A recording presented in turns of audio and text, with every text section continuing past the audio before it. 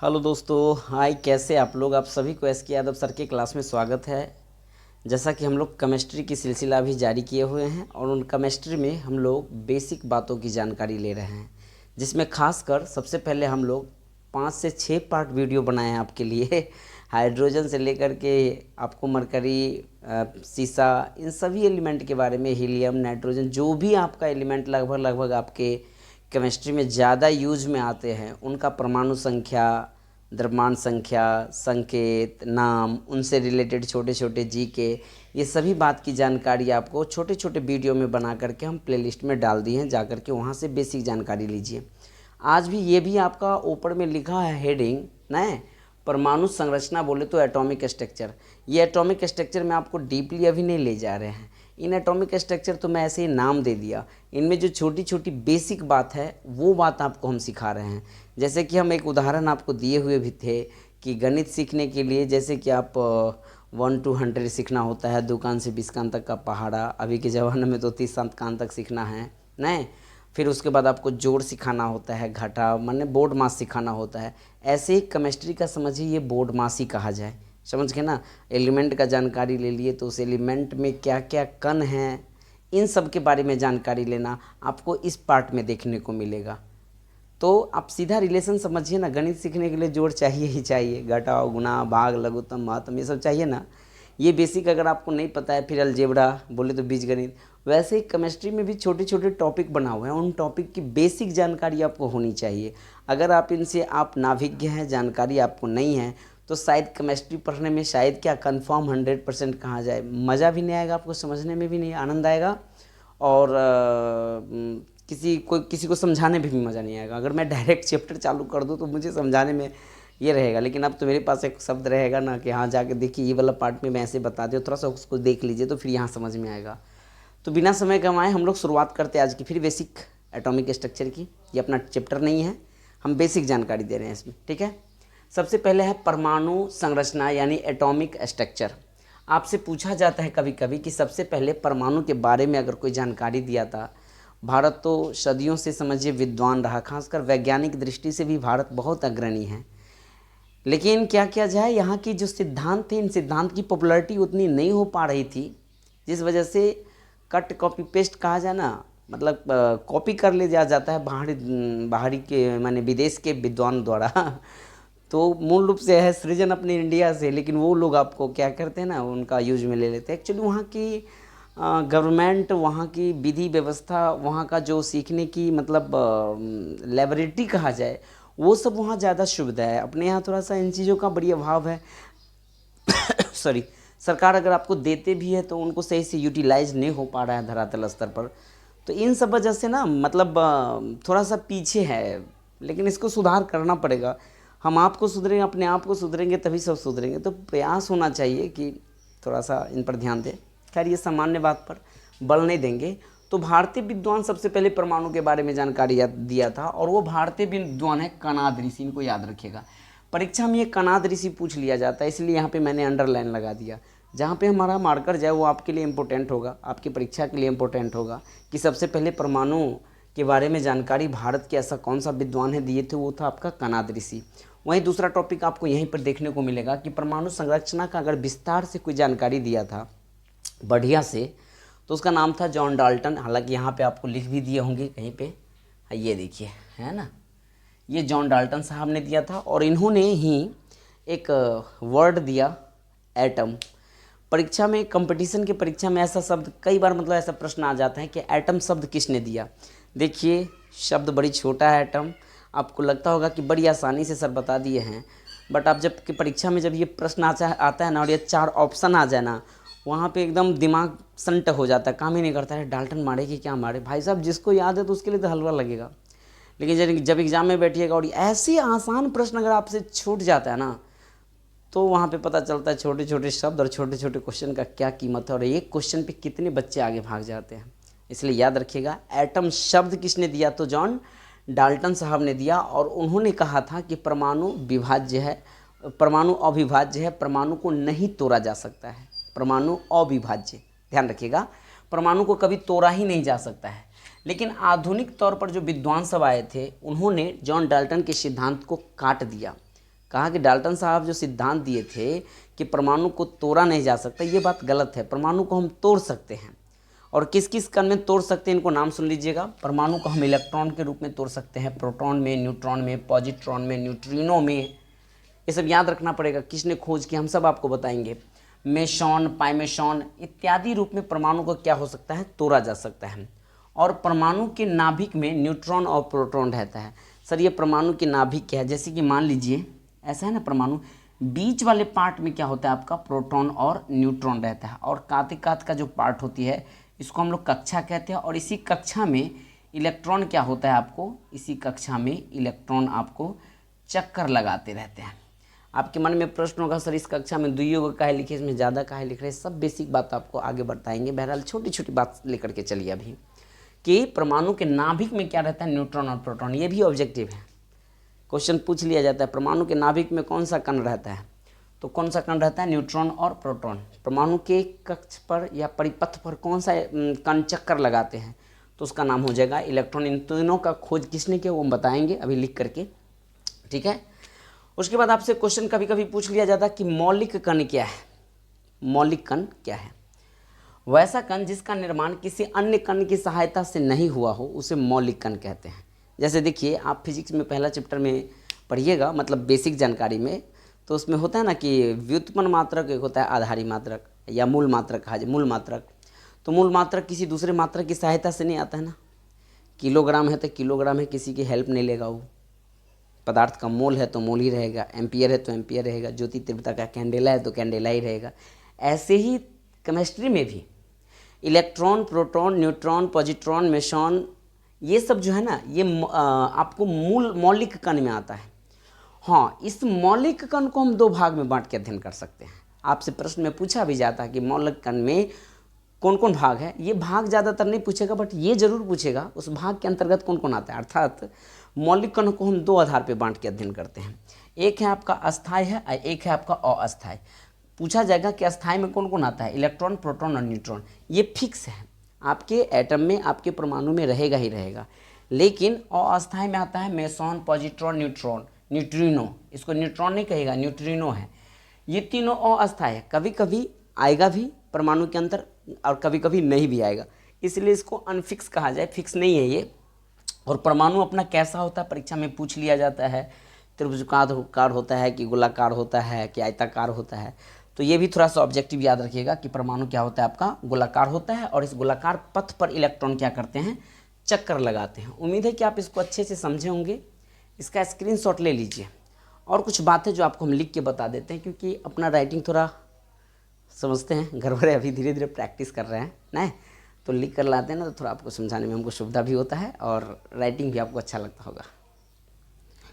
तो चलिए अब हम लोग आगे बढ़ते हैं। आपको पूछा जाता है कभी कभी कि नाभिक क्या है, प्रश्न ऐसे भी आ जाता है, लेकिन आपको स्टार के रूप में भी चलना है। स्टार बोले तो ऑब्जेक्टिव के फॉर्म में चल रहे हैं, सब्जेक्टिव आपको जब हम चैप्टर पढ़ाएंगे तब आपको बताएंगे, ठीक है। परमाणु के केंद्र को नाभिक कहते हैं, सीधा सीधा जवाब दीजिएगा। ऑप्शन में कुछ कुछ रहेगा तो आप केंद्र में टिक आउट कर दीजिएगा, नहीं तो कभी कभी आपको फिल इन द ब्लैंक्स आता है, रिक्त स्थान को भरे। तो परमाणु के डैश डैश डैश को नाभिक कहते हो, उस डैश डैश डैश में आपको क्या भरना है, आपको केंद्र भरना है। और क्वेश्चन ऐसा भी आता है कि परमाणु का जो केंद्र होता है, अर्थात नाभिक जो होते हैं, वो धनावेशित होते हैं कि ऋणावेशित। तो परमाणु का नाभिक ऑलवेज हमेशा क्या होगा आपका, धनावेशित होता है। और परमाणु का जो कुल द्रव्यमान होता है वो नाभिक में ही पाया जाता है। क्यों, जब आपको हम परमाणु का द्रव्यमान संख्या निकालना बताएंगे, मान लीजिए कि परमाणु का कोई नाभिक है, तो नाभिक के अंदर ही न्यूट्रॉन और प्रोटॉन होता है, और परमाणु के द्रव्यमान को हम ए से इंडिकेट करते हैं, और परमाणु संख्या को हम लोग इंडिकेट करते हैं जेड से। कभी कभी परीक्षा में ऐसा भी प्रश्न आ जाता है कि परमाणु द्रव्यमान को क्या चीज़ से सूचित किया जाता है, तो ए से, और संख्या को जेड से। सर ऐसे में कन्फ्यूजन हो जाता है। अभी बड़ी आसानी से आपको लगता होगा कि हमें समझ में आ गया कि हाँ, परमाणु के द्रव्यमान को ए से और परमाणु की संख्या को जेड से। लेकिन जब विगत आपको 10 दिन बाद जब आपका टेस्ट लेंगे और वहाँ जब प्रश्न आ जाता है जेड और ए देते, तो वहाँ क्या होता है, बच्चे ए की जगह जेड और जेड की जगह ए। अरे बच्चे छोड़िए, जो कंपटीशन की तैयारी करते हैं ना, वो भी ऐसे ऐसे प्रश्न में, मतलब बहुत इजी बात है, फिर भी फंस जाते हैं। लेकिन कन्फ्यूजन को दूर कीजिए, और ट्रिक पर भी थोड़ा सा काम करना चाहिए, लोगों को अपना माइंड से याद करना चाहिए। तो हम ऐसे याद करेंगे, हमेशा परमाणु संख्या जो होता है, परमाणु द्रव्यमान जो होता है, वो परमाणु संख्या से ज़्यादा होता है। परमाणु द्रव्यमान परमाणु संख्या से अधिक और अ से अधिक और अ से ए होता है। ऐसे करके दिमाग में सेट कर लीजिए कि परमाणु द्रव्यमान अधिक ए से इंडिकेट करेंगे। अब परमाणु संख्या आपको ऑलरेडी आपका जेड हो जाएगा। फिर अब तो कोई कन्फ्यूजन नहीं, हमेशा परमाणु द्रव्यमान क्या होता है, परमाणु संख्या से ज़्यादा, ज़्यादा को अधिक कहते हैं, ऐसे करके दिमाग में सेट कर लीजिएगा तो आप नहीं भूलिएगा। और परमाणु के नाभिक में न्यूट्रॉन और प्रोटॉन होता है और इन्हीं न्यूट्रॉन और प्रोटॉन के योगफल को हम लोग क्या कहते हैं, परमाणु द्रव्यमान कहते हैं, जो आपको बाद में बताएंगे फिर से। बहरहाल समझिएगा, क्वेश्चन कभी कभी ये भी पूछ देता है कि नाभिक का खोज किसने किया था, तो नाभिक का खोज रदरफोर्ड साहब ने किया था। हालांकि रदरफोर्ड साहब बहुत सारा चीज़ भी खोज किया है, जैसे कि आपको एक ट्रिक बताएंगे, ईंटा पर नाच जस्ट बताएंगे, तो वहाँ भी आपको रदरफोर्ड साहब को देखने को मिलेंगे। और नाभिक के अंदर वही चीज़ तो मैं बताया हूँ, न्यूट्रॉन और प्रोटॉन या न्यूट्रॉन प्लस प्रोटॉन पाए जाते हैं। इन दोनों कणों को सामूहिक रूप से क्या कहते हैं, कभी कभी परीक्षा में ये भी पूछ लिया जाता है कि ये जो परमाणु के नाभिक के अंदर ये न्यूट्रॉन और प्रोटॉन हैं, इन न्यूट्रॉन प्रोटॉन को एक साथ हम क्या नाम से जानेंगे, तो इसको न्यूक्लियॉन कहते हैं। क्या कहते हैं, न्यूक्लियॉन कहते हैं। न्यूट्रॉन अलग है, प्रोटॉन अलग है, दोनों को एक साथ क्या नामित किया जाएगा, तो उसको न्यूक्लियॉन कहते हैं। तो आपसे क्वेश्चन कभी कभी ये भी आ जाता है, क्या न्यूक्लियॉन के अंतर्गत इलेक्ट्रॉन आता है क्या, तो न्यूक्लियॉन के अंतर्गत इलेक्ट्रॉन नहीं आएगा। क्यों, क्योंकि नाभिक के बाहर ये कक्षा होते हैं ना, इस कक्षा में इलेक्ट्रॉन क्या करते हैं, चक्कर लगाते हैं। तो नाभिक के अंदर में तो इलेक्ट्रॉन नहीं होगा। जो कण नाभिक में नहीं गया उसको आप कैसे न्यूक्लियॉन कर दीजिएगा। हाँ, नाभिक के अंदर जो भी कण है वो दोनों कण, दो क्या 3 4 5 जो भी कण होगा उसको सामूहिक रूप से न्यूक्लियॉन कहिएगा। लेकिन नाभिक के अंदर उम्मीद है नाभिक के अंदर न्यूट्रॉन और प्रोटॉन के अलावा कुछ होता ही नहीं है, तो इन दोनों कण को सामूहिक रूप से क्या बोलेंगे हम लोग, न्यूक्लियॉन बोलेंगे। यही चीज़ लिखिए, इलेक्ट्रॉन को न्यूक्लियॉन नहीं कहते क्योंकि यह नाभिक के अंदर नहीं पाया जाता है। अब हम लोग परमाणु की कभी कभी नाप देखते हैं, रेडियस कैसे नापते हैं, परमाणु की त्रिज्या को क्या चीज़ में मापते हैं। तो परमाणु की त्रिज्या को कभी कभी ऑब्जेक्टिव में ऐसा भी पूछ दिया जाता है कि परमाणु की त्रिज्या को क्या कहते हैं और नाभिक की त्रिज्या को क्या कहते हैं। स्वाभाविक है, परमाणु बड़ा है, नाभिक छोटा है। देखिए यहाँ भी फंसने का बात, परमाणु बड़ा है कि नाभिक छोटा है, ये सारा कन्फ्यूजन आपको दूर कर रहा है अभी जस्ट, ठीक है। परमाणु की त्रिज्या को हम लोग एंगस्ट्रम में नापते हैं और उसकी त्रिज्या को एंगस्ट्रम कहते हैं। वहीं नाभिक की त्रिज्या को क्या कहते हैं हम लोग, नाभिक की त्रिज्या को क्या कहेंगे, फर्मी में नापते हैं। जो आपको लिखे हैं यहाँ पे देख लीजिए, परमाणु की त्रिज्या को एंगस्ट्रम कहते हैं, है ना। और परमाणु का त्रिज्या बराबर 10⁻⁻10 मीटर। कभी क्वेश्चन पूछ लिया जाता है ये भी ऑब्जेक्टिव में, खासकर ITI वाले बच्चे को पूछा जाता है ज़्यादातर। तो परमाणु की त्रिज्या होते हैं 10⁻⁻10 मीटर, यानी 1 एंगस्ट्रम कहा जाए। और परमाणु की त्रिज्या नाभिक की त्रिज्या को हम लोग क्या चीज़ में नापते हैं, फर्मी में नापते हैं। देखिए छोटी छोटी बातें हैं, मैंने एंगस्ट्रॉम और फर्मी की चर्चा करा। तो एंगस्ट्रॉम आपको किस में होता है, परमाणु की त्रिज्या, और फर्मी किसका आपका, नाभिक की त्रिज्या। इनको याद रखिएगा। और नाभिक की त्रिज्या होती है वो 10⁻⁻5 मीटर होता है। यहीं पर मैंने बड़ा और छोटा आपको प्रश्न किया था। मेरा प्रश्न है कि बताइए तो परमाणु की त्रिज्या बड़ा है कि नाभिक की त्रिज्या बड़ा है। मेरा प्रश्न है आपसे, परमाणु की त्रिज्या बड़ा है कि नाभिक की त्रिज्या बड़ा है। आपको माइंड में आएगा यार यहाँ पे तो 10⁻−10, यहाँ 10⁻−5 है, ये बड़का लग रहा है, बड़ा ये है, लेकिन ऐसा नहीं है। मैथ रूप से सोचिए, गणितीय फॉर्म में 10⁻−10 छोटा वैल्यू होता है, छोटा मान निगेटिव में चला गया ना। और 10⁻−5 ये हो गया आपको बड़ा मान, ये पॉजिटिव में है। तो कभी भी प्रश्न आ जाए कि परमाणु का त्रिज्या बड़ा होता है कि नाभिक का त्रिज्या बड़ा होता है, तो ऑलरेडी आप नाभिक की त्रिज्या क्या होता है, बड़ा होता है, और परमाणु की त्रिज्या छोटा होता है। परमाणु का त्रिज्या नाभिक की त्रिज्या से 1 लाख गुना क्या है, अधिक है। 10⁻−5, ये 10 स्वाभाविक है ना, -5 ज़्यादा जाएगा। जब इलेक्ट्रॉन नाभिक से दूर जाता है, यही इलेक्ट्रॉन देखिए बगल वाली कक्षा, नज़दीक वाली कक्षा में 2 इलेक्ट्रॉन होते हैं, इनसे आगे जाएगा, फिर इनसे आगे जाएगा, दूसरा कक्षा में कितना इलेक्ट्रॉन, सब सिखाएंगे आपको।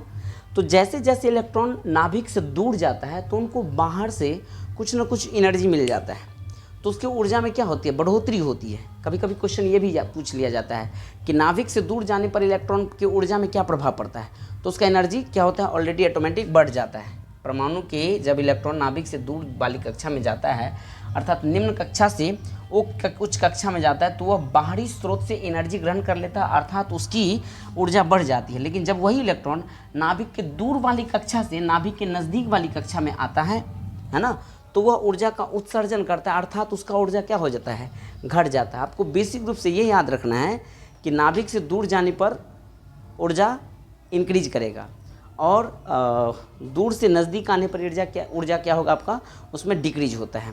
तो इन पॉइंट को थोड़ा समझिएगा। अब हम इसका स्क्रीनशॉट ले लीजिए आप, उम्मीद है कि ले लिए होंगे। अब इससे हम लोग आगे की ओर बढ़ते हैं, लिखते हैं अगले पॉइंट को। तो ये है अपना अगला, इस टेबल को समझिए क्योंकि इससे रिलेटेड भी बहुत सारा प्रश्न आपको आता है और ये बेसिक बात आपको जानकारी रहनी चाहिए। आपको ये टेबल में ये जो मैं कण के नीचे EPN लिखा हूँ, इसका मतलब ये है इलेक्ट्रॉन, प्रोटॉन और न्यूट्रॉन। एक तरफ आपका खोजकर्ता का नाम दिए है, अर्थात इलेक्ट्रॉन का खोज किसने किया, प्रोटॉन का खोज किसने किया, न्यूट्रॉन का खोज किसने किया। वहीं अगला है आपका द्रव्यमान और उसके आगे है आपका आवेश। इनको याद करने का सिंपल तरीका है, एक आपको ट्रिक देंगे, उनसे क्या हो जाएगा, आपको याद हो जाएगा। प्रश्न ये रहता है कि इलेक्ट्रॉन का खोज किसने किया, तो जे थॉमसन ने किया। कब किया, तो 1897 ईस्वी में किया। वहीं आपसे पूछ लिया जाए प्रोटॉन का खोज किसने किया, तो हालांकि गोल्डस्टीन ने खोजा लेकिन नामकरण रदरफोर्ड साहब दिए हुए हैं, इनको याद रखिएगा। और इनकी खोज 1919 ईस्वी में हुआ। और साथ ही साथ न्यूट्रॉन का खोज किसने किया, चैडविक ने किया और इनकी खोज लगभग 1932 ईस्वी में हुआ। प्रश्न यहाँ से ये बन जाता है, क्वेश्चन आ जाता है कभी कभी हाई लेवल का पेपर में पूछ लिया जाए कि सबसे पहले किस किस कण का खोज हुआ था और मतलब उसको सजाइए। तो सबसे पहले आपको इलेक्ट्रॉन का खोज 1897 ईस्वी में हुआ, प्रोटॉन का खोज 1919 ईस्वी में और न्यूट्रॉन का खोज आपको 1932 ईस्वी में। अर्थात बाद में किस कण को खोजा गया था, तो न्यूट्रॉन को खोजा गया था। वहीं इलेक्ट्रॉन का जो द्रव्यमान होता है वो 9.1 × 10⁻⁻31 kg ऐसे पढ़िएगा। वही प्रोटॉन का 1.6725 और यहाँ 1.6748। प्रोटॉन और न्यूट्रॉन के द्रव्यमान में ज़्यादा का कोई फ़र्क नहीं कहा जाए। दशमलव के बाद जो डिजिट आती है उसमें उतना अंतर नहीं होता है, क्योंकि पावर को देखिए, यहाँ भी -27 kg है, यहाँ भी -27 kg है। और ये याद रखना है कि इलेक्ट्रॉन का चार्ज क्या होता है, निगेटिव होता है, माइनस में होता है चार्ज। प्रोटॉन का पॉजिटिव है और न्यूट्रॉन का कोई चार्ज ही नहीं है, नो चार्ज। नो चार्ज माने जीरो चार्ज और जीरो चार्ज माने समझिए उदासीन। हम जो यहाँ जगह खाली रखे आपको ट्रिक बताने के लिए, इसको ईंटा पर नाच एक ट्रिक है। अगर ये ट्रिक आपको याद रहेगा तो देखिए, आप भले ही इसको याद रख लीजिएगा कि इलेक्ट्रॉन का खोज जे थॉमसन ने किया, प्रोटॉन का खोज रदरफोर्ड अर्थात नामकरण रदरफोर्ड ने दिया, हालांकि खोज गोल्डस्टीन ने किया, और न्यूट्रॉन का खोज चैडविक ने किया। बढ़िया से आप याद कर लिए। जब परीक्षा में आता है ना तो क्या है ना, गोल्डस्टीन चला जाएगा चैडविक की जगह, चैडविक का चला जाएगा रदरफोर्ड की जगह, ऐसे मतलब नाम उल्टा पुल्टा हो जाता है। लेकिन आपके पास ऐसा एक ट्रिक रहे, ईंटा पर नाच, क्या दिक्कत है, ईंटा पे नाच लीजिए। तो इन ट्रिक से आपका नाम इधर उधर नहीं भटकेगा। तीनों कण का नाम सटीक दिगर आप मार दीजिएगा। कहने का सेंस, ई का मतलब हम समझेंगे इलेक्ट्रॉन और टॉ का मतलब समझेंगे टॉमसन। इसको टॉमसन पढ़ लीजिए या थॉमसन कहिए, आपको पकड़ आ जाएगा, उम्मीद है। उसके बाद पी है, पी का मतलब समझ लीजिएगा प्रोटॉन है, और प्रोटॉन का खोज किसने किया, रदरफोर्ड ने किया। आप कहिएगा सर रदरफोर्ड ने लिखा है, गोल्डस्टीन लिखा है, तो रदरफोर्ड साहब नामकरण दिए हैं। आपके कभी कभी परीक्षा में रदरफोर्ड भी ले लेता है, लेकिन ज़्यादातर चांस गोल्डस्टीन लेता है। और वहीं एन का मतलब हो जाता है न्यूट्रॉन, और न्यूट्रॉन का खोज चौ से हो गया चैडविक। हालांकि पूरा नाम चैडविक का चैडविक नहीं है, जेम्स चैडविक, ऐसे याद रखिएगा। तो ये था आपको ईंटा पर नाच का ट्रिक। इलेक्ट्रॉन का खोज किसने किया, थॉमसन ने किया। प्रोटॉन का खोज किसने किया, रदरफोर्ड, हालांकि ये नामकरण दिए हैं। और न्यूट्रॉन का खोज किसने किया, आपको चैडविक ने किया है। आइए, अब कभी कभी पूछ लिया जाता है कि भार और भेदन क्षमता किस कण का ज़्यादा होता है। तो सबसे ज़्यादा भार किसका है, सबसे ज़्यादा भार और भेदन क्षमता आपको न्यूट्रॉन का ही है। कैसे, देखो ना, भार -27 kg माने जितना कम उतना वजन उसका क्या है, ज़्यादा है। निगेटिव वाला मान जितने कम उतना बेहतर, और जिसका ज़्यादा माइनस रहेगा उतना वैल्यू उसका कम होता है। तो यहाँ देखो क्या दिया है, न्यूट्रॉन का जो भार होता है वो 1.6748, हालांकि दोनों का भार लगभग बराबर ही है। उससे कम आपका प्रोटॉन और सबसे कम किसका, आपका इलेक्ट्रॉन का भार कितना है, -31 kg में चला जाता है। कभी कभी भेदन क्षमता भी पूछ लिया जाए कि इलेक्ट्रॉन, प्रोटॉन, न्यूट्रॉन में भेदन क्षमता किसकी कम होती है। तो इलेक्ट्रॉन, प्रोटॉन, न्यूट्रॉन में भेदन क्षमता सबसे कम न्यूट्रॉन का, उसके बाद प्रोटॉन का, उसके बाद किसका है, आपका इलेक्ट्रॉन का। अब इलेक्ट्रॉन, प्रोटॉन, न्यूट्रॉन के बारे में कुछ और बेसिक बात जान लीजिए। क्वेश्चन पूछ लिया जाता है कि इलेक्ट्रॉन को क्या कहते हैं। इलेक्ट्रॉन को कैथोड के नाम से जानते हैं। जैसे कि आपको हम बैटरी पढ़ाए थे ना, सूखा सेल बेसिक बात में, तो ऊपर वाले पार्ट को हम लोग क्या बोले थे, एनोड, और नीचे वाला पार्ट को क्या बोले थे, कैथोड। तो इलेक्ट्रॉन को कैथोड कहते हैं। जब ये कैथोड हो गया तो ये क्या हो गया, कैथोड हो गया, तो निगेटिव हो गया कि नहीं हो गया।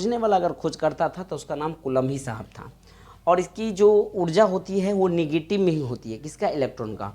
वहीं प्रोटॉन की बात करूँ, इसको हम एनोड कहते हैं। सुखी सेल में ऊपर वाला पार्ट क्या था आपका, एनोड, और ये पॉजिटिव होता है। वैसे भी बैटरी के ऊपर वाला पार्ट क्या होता है, पॉजिटिव होता है। इसकी खोज किसने किया था, गोल्डस्टीन ने। प्रोटॉन का खोज यहाँ लिख भी दिया, गोल्डस्टीन साहब ने 1919 में किया। लेकिन परंतु आपसे नामकरण पूछ लिया जाए किसने दिया, तो उसका नाम था रदरफोर्ड साहब ने दिया।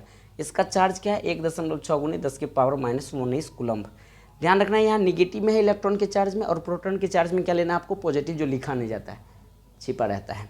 अब इलेक्ट्रॉन और प्रोटॉन की आवेश की मात्रा समान है, मात्रा समान है, लेकिन ऊर्जा इसका क्या है, प्रकृति इसका अलग अलग है। नहीं, ये निगेटिव में है और ये क्या है, पॉजिटिव में, बट मात्रा इक्वल है। और न्यूट्रॉन की बात करूँ तो इसकी खोज में सर्वाधिक समय लगा था, और खोजने वाला व्यक्ति था चैडविक साहब।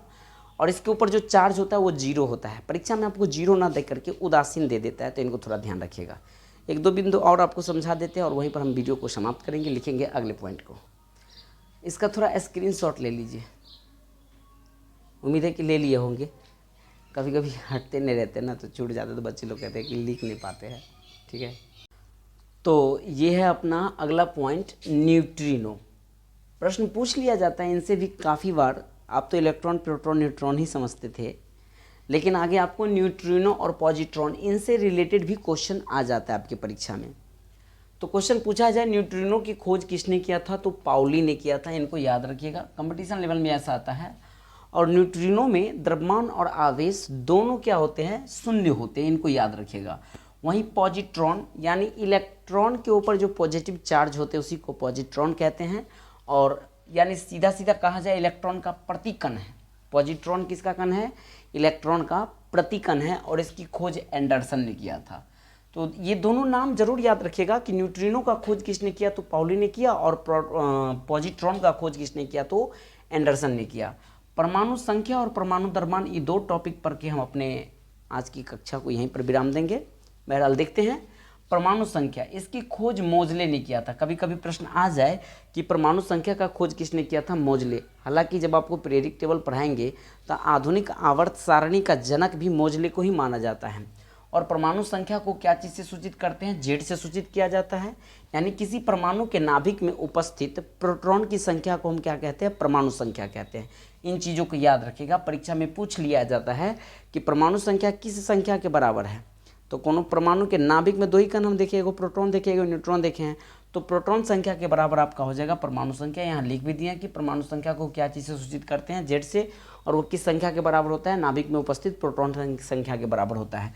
वहीं परमाणु की द्रव्यमान संख्या की बात करूँ तो परमाणु की नाभिक में उपस्थित जो प्रोटॉन की संख्या और न्यूट्रॉन की संख्या है, उन दोनों को अगर जोड़ देते हैं तो आपको क्या निकल जाएगा, परमाणु की द्रव्यमान संख्या। हालांकि परमाणु की द्रव्यमान संख्या को हम ए से इंडिकेट करते हैं, वैसे भी परमाणु संख्या से ज़्यादा होता है द्रव्यमान, और ए फॉर अधिक, ऐसा ट्रिक से याद करवाए थे आपको। तो परमाणु द्रव्यमान संख्या बराबर हो जाएगा प्रोटॉन प्लस न्यूट्रॉन। अगर मैं इस ए को ऐसे भी लिख सकते हैं, प्रोटॉन संख्या परमाणु संख्या के बराबर होता है ना, तो जेड प्लस एन भी लिख सकते हैं। या इस ए को उधर ले जाऊं, नहीं, या जेड को ही इधर ले आऊं ए की तरफ, ऐसे लिखूं। जैसे ये है ना, हम ए रहने देते हैं, इस जेड को इधर ले आइएगा तो कौन चीज़ में आ जाएगा, निगेटिव में आ जाएगा। कभी भी आपके एग्जाम में आ जाए कि न्यूट्रॉन की संख्या निकाले तो कैसे निकलेगा, ए माइनस जेड कर देंगे। 1-2 ऑब्जेक्टिव आपको सिखाते हैं, इसका स्क्रीनशॉट ले लीजिए आप। क्या ऑब्जेक्टिव सिखाइएगा सर जी, देखो सिखाता हूँ। हम एक सोडियम के बारे में जानकारी लिए हैं ना, पढ़े छोटे छोटे एलिमेंट को, अब मजा आएगा। यह है सोडियम का संकेत, जिसका परमाणु संख्या 11 है और द्रव्यमान संख्या कितना है आपका, 23 है। तो इसमें पूछ लिया जाता है सोडियम का परमाणु संख्या आप 11 कह रहे हैं ना, परमाणु संख्या मान्य जेड बराबर 11 है, और द्रव्यमान संख्या कितना दिया है, 23। द्रव्यमान संख्या यानी इसको इंडिकेट करते हम लोग ए से, 23 हो गया। इस प्रश्न में कह दिया जाए कि आपको प्रोटॉन की संख्या कितना है, न्यूट्रॉन की संख्या कितना है, तो याद रखिएगा ये जो परमाणु द्रव्यमान ये परमाणु संख्या जो होता है ना, हमेशा प्रोटॉन की संख्या के बराबर होता है। अब ये देखे थे ना, किसी नाभिक में उपस्थित प्रोटॉन की संख्या को परमाणु संख्या कहते हैं, नहीं? तो परमाणु संख्या प्रोटॉन की संख्या के बराबर होता है, प्रोटॉन संख्या इलेक्ट्रॉन संख्या के बराबर होते हैं। इन तीनों कंडीशन को आप याद रखिएगा। इसका मतलब सोडियम के लिए जितना परमाणु संख्या 11 है ना, वही प्रोटॉन संख्या और वही इलेक्ट्रॉन संख्या हो जाएगा। अर्थात आपको पूछ लिया जाए कि सोडियम में कितने परमाणु संख्या तो 11 है, प्रोटॉन संख्या कितना है सोडियम में तो 11 है, इलेक्ट्रॉन संख्या कितना है सोडियम में तो 11 है। वहीं पर आपको न्यूट्रॉन संख्या कहेंगे निकालने के लिए, किस में? सोडियम में। तो हम न्यूट्रॉन संख्या का फॉर्मूला बताए थे, परमाणु संख्या में से परमाणु द्रव्यमान में से परमाणु संख्या को घटा देना है, या परमाणु ये जो संख्या है, संख्या की जगह हम प्रोटॉन भी तो कह सकते हैं ना। यानी सोडियम के लिए द्रव्यमान संख्या कितना है? 23 है, उसमें से जेड यानी 11 को घटा दीजिएगा, तो ये जो आपको 12 आ जाएगा, ये क्या निकल जाएगा? आपका न्यूट्रॉन की संख्या निकल जाएगा। सर एक और बता दीजिए, जैसे कि हम नाइट्रोजन की बात करें तो नाइट्रोजन का परमाणु संख्या हम मान लीजिए 7 ले लेते हैं और द्रव्यमान संख्या कितना होता है इसका? 14 होता है। नाइट्रोजन से बेहतर होगा थोड़ा अलग टाइप से लीजिएगा ना, तो समझने में मजा आएगा। अर्थात अगर मैं क्लोरीन की बात करूँ, इसका परमाणु संख्या 17 होता है और द्रव्यमान संख्या 35.5 होता है। हम बताएं जो परमाणु संख्या होता है उसको हम लोग क्या चीज़ से इंडिकेट करते हैं? जेड से। और जितना परमाणु संख्या होता है उतना प्रोटॉन की संख्या होता है, और जितने प्रोटॉन उतने इलेक्ट्रॉन। अर्थात क्लोरीन के लिए ये सब मान कितना देना पड़ेगा आपको? 17। वहीं द्रव्यमान संख्या को ए से इंडिकेट करते हैं। क्लोरीन के द्रव्यमान संख्या कितना हो जाएगा? 35.5, जो आपको हम पिछले वीडियो में बताए हैं। लेकिन यहीं पर आपको न्यूट्रॉन की संख्या कहेंगे निकालने के लिए, तो क्या करोगे आप? 35.5 में से या तो परमाणु संख्या को घटाइए, प्रोटॉन की संख्या को घटाइए, इलेक्ट्रॉन की संख्या को घटाइए। तो मूल रूप से आपको परमाणु संख्या को घटाना होता है। अर्थात 17 को घटाइएगा तो कितना आ जाएगा? 18.5 आ जाएगा। उम्मीद है कि आप अच्छे से किसी भी एलिमेंट का प्रोटॉन की संख्या, इलेक्ट्रॉन की संख्या, न्यूट्रॉन की संख्या, परमाणु संख्या और द्रव्यमान संख्या को अच्छे से आप याद कर लोगे। आपकी परीक्षा में आ जाए कि प्रोटॉन संख्या किसके बराबर होता है? परमाणु संख्या के बराबर होता है। इलेक्ट्रॉन संख्या किसके बराबर होता है? परमाणु संख्या। प्रोटॉन, तीनों के रिलेशन यहाँ दे दिए हैं, और न्यूट्रॉन सिर्फ अलग होता है। तो अगला क्लास आपको किस टॉपिक पर होगा? जैसे कि परमाणु के जो खोजकर्ता सब है, मोजले, नील्स बोर, इन सब के बारे में आपको छोटी छोटी जानकारी देंगे। तो लेते हैं हम विदा, तब तक के लिए आप सभी से good day, take care, all the best. जय हिंद, जय भारत।